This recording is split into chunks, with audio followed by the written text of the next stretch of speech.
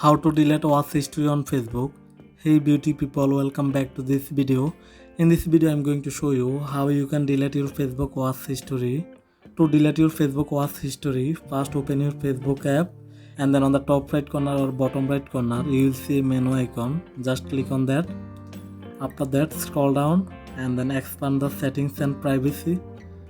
Now click on settings. Now scroll down. Under the your activity section you will see activity log. Just click on that. Now on the middle here you will see public post, public tag, story activity.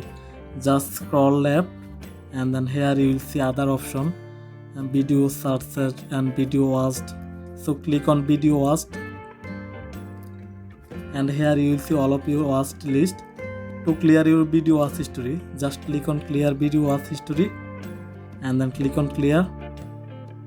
Now it will be clearing your all of your watch history. Now if you refresh the page, then you will see all video watch history cleared, and that's how you can delete your watch history on Facebook. Hope that this video helped you out. If you found this video helpful, please consider to subscribe my channel.